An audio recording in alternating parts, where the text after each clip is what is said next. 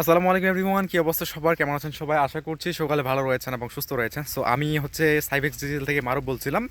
So আপনাদের জন্য আমি জাস্ট ছোট্ট একটা ভিডিও এখানে মেক করতেছি। তো আমি আসছি মূলত একটা বাইরে একটু ঘুরতে আসছি।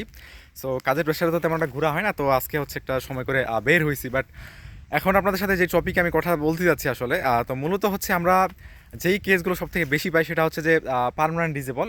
ইভেন আমরা যখন জিজ্ঞাসা করি যে আসলে পার্মানেন্ট ডিজেবলটা কী কারণ হয়েছিল, তখন ওরা বলে যে হচ্ছে অ্যাকাউন্ট যখন সাসপেন্ড হয়েছে, তো সাসপেন্ড হওয়ার পরে দেন আমাদের অ্যাকাউন্টে আমাদের মানে ফর সিকিউরিটি পারপোজ আমাদের হচ্ছে যে ফেস ভেরিফাই চাইছে বা এনআইডি চাইছে।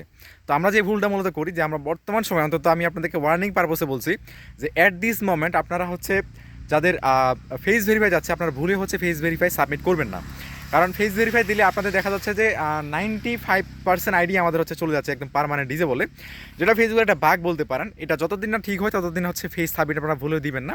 অ্যান্ড যদি আপনাদের হচ্ছে এনআইডি কার্ডের অপশন আসে, তাহলে আপনারা বা এনআইডি ড্রাইভিংগুলো যখন চাইবে, তখন আপনারা করবেন যেটা, সেটা হচ্ছে যে আপনার যদি নাম, আইডির নাম প্লাস হচ্ছে আপনার জন্ম তারিখের সাথে মিল না থাকে, তাহলে ওটা সাবমিট করার কোনো প্রয়োজন নেই। আপনারা আমাদের পেজে বা যে কোনো সাইবার এক্সপার্টকে আপনি মেসেজ দিবেন, তারা আপনার এই প্রবলেমটাকে সলভ করে দিবে। সো আপনার ভুলে হচ্ছে কোনো উল্টাপাল্টা কার্ড মানে না বুঝে সাবমিট করবেন না, নাহলে অ্যাকাউন্ট কিন্তু পার্মানেন্ট ডিজেবল হয়ে যাবে। আর যদি ফেস সাবমিট চায়, তাহলে ভুলে ফেস সাবমিট দিবেন না। সেক্ষেত্রে আমাদের রিকভারি ওয়ে আছে। আপনারা হচ্ছে আমাদেরকে হোক বা যে কোনো সাইবার এক্সপার্ট টিম হোক বা যে কোনো সাইবার এক্সপার্টকে হোক মেসেজ করবেন, অবশ্যই আপনারা সেখান থেকে পরিত্রাণ পাবেন। সো এই ছিল মূলত আমাদের ওয়ার্নিং ভিডিও। আশা করছি আপনারা বুঝতে পারছেন। যদি এরকম কোনো প্রবলেম হয়ে থাকে আপনার, তাহলে অবশ্যই আমাদের পেজে ইনবক্সে যোগাযোগ করবেন। আমরা অবশ্যই ট্রাই করবো আপনাদেরকে হেল্প করার।